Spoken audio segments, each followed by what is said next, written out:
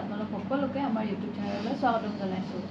কালি আমি আহি কিনি গুৱাহাটী পালোহি। গুৱাহাটীৰ পৰা আজি কামাখ্যা জাংচনৰ পৰা আমাৰ গয়ালৈ ট্ৰেইন আছে আৰু আমি এখন আজিজিত গেষ্ট হাউচত আছিলোঁ। এইটোত আমি আছিলোঁ ডৰমেট্ৰি লৈ কিনি 6জন মানুহৰ। আপোনালোকে ৰুমো পাব, ডৰমেট্ৰিও আছে। কেনেকুৱা আপোনালোকেতো ৰুমবোৰ দেখিলে চফা আছে, ভাল আছে, মেইনটেনেঞ্চ আছে, ঠিকে আছে বাৰু, আৰু ষ্টাফো ভাল আছে।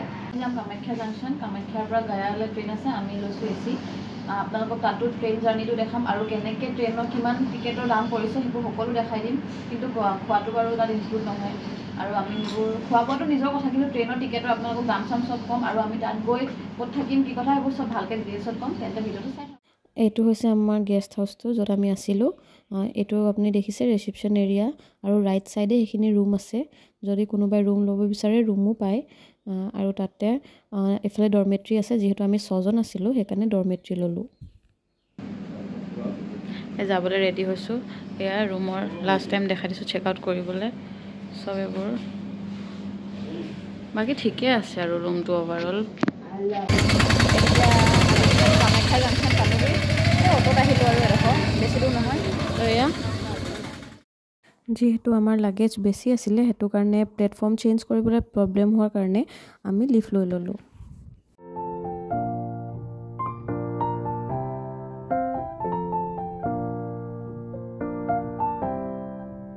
তো আমি এইফালৰ পৰা আহিলোঁ, আহি কিনি এতিয়া এই প্লেটফৰ্ম নাম্বাৰ 3, প্লেটফৰ্ম নাম্বাৰ 3তে আহে। ইউজুৱেলি এইটোতে আহে, মানে যদি কিবা যদি বেলেগ পিছত চেঞ্জ হয় মই নাজানো, কিন্তু ইয়াত কোৱা মতে মানে প্লেটফৰ্ম নাম্বাৰ 3তে আহে। আমি পালোহি, ট্ৰেইনত উঠিলোঁ। আমাৰ B3 আছিলে, B2 আছিলে। একদম আমাক ফাৰ্ষ্টে ক'লে যে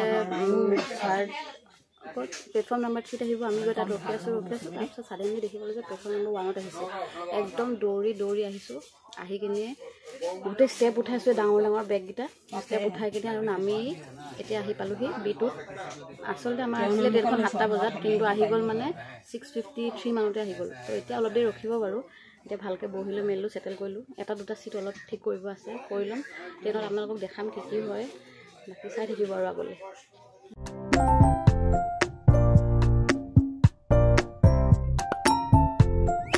এয়া দিছে 30 ৰেচিট, এটা গাৰু দিছে, এইটো গাৰু কভাৰ, তাৰপাছত আৰু এইটো বেডশ্বীট দিছে। ইমানেই আৰু। আমাৰ মৰ্ণিঙতে ট্ৰেইন থকাৰ বাবে আমি ব্ৰেকফাষ্ট IRCTC ফালৰ পৰা অৰ্ডাৰ কৰিলোঁ, 60 rupees per person।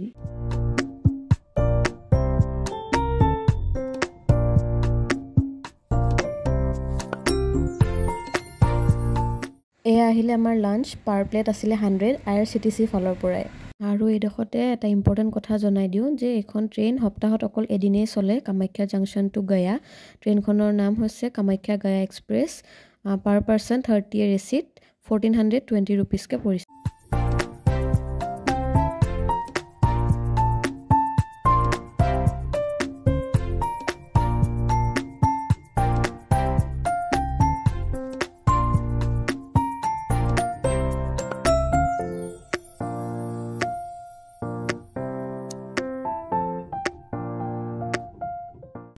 এতিয়া আমি গয়া পাইছোঁহি, নামিম আৰু নামিমেই মানে ইয়াত যিহেতু অকণমান টাইম ৰখিব লাহেকৈ নামিম।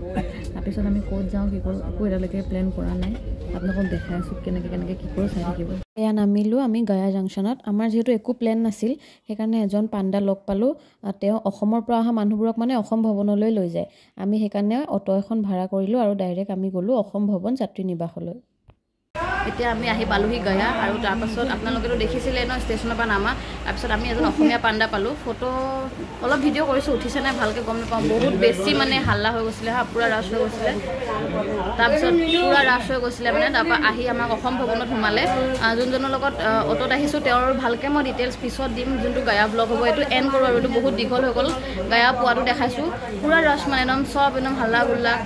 আপোনাক মই ট্ৰেইন ষ্টেচনৰ পৰা মানে অসম ভৱনলৈ অহা অটোখনৰো মই ডিটেইলছ দি দিম। আৰু যোনজন আমি এতিয়া পাণ্ডা লৈছোঁ তেওঁক আমি মানে অলপ বাৰ্গেনিং কৰি মেলি আৰু কিমান কি কৰিছোঁ আপোনালোকক সকলো ডিটেইলছ দিম।